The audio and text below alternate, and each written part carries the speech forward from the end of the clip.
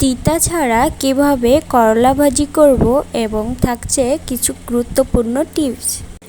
অনেকে আছে করলা ভাজি খেতে চায় না তিতার কারণে। এভাবে ভাজি করলে তিতা লাগবে না এবং আপনি 1 থেকে 2 প্লেট ভাত খেতে পারবেন। আমি আলু এবং করলা দুটো একসাথে কেটে নিয়েছি। কাটার ভিডিওটা দেখাইনি কারণ আমার কাছে অত সময় ছিল না।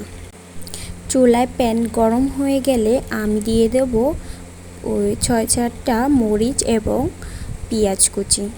পেঁয়াজগুলো একটু বেশি করে নিতে হবে কারণ করলা ভাজির মূল টিপস হচ্ছে পেঁয়াজ এবং তেল।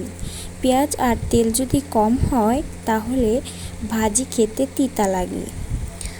তারপরে আমি লবণ এবং হলুদ অ্যাড করে নেব।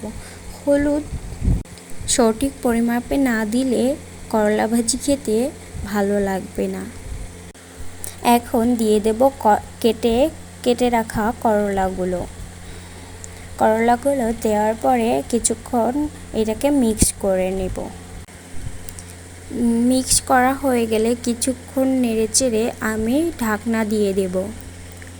কিছু গুরুত্বপূর্ণ টিপস হচ্ছে করলাগুলো কেটে পানিতে না রাখা, কারণ পানিতে রাখলে করলা তিতা হতে থাকে আর ভাজি করলেও তিতা থেকে যায়।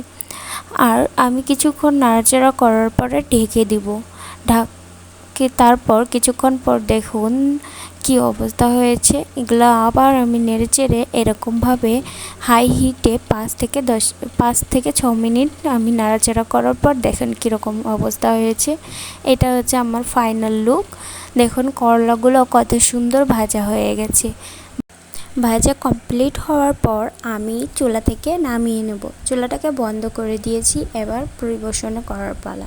দেখুন করলাগুলো কত সুন্দর হয়েছে এবং খুবই সুস্বাদু।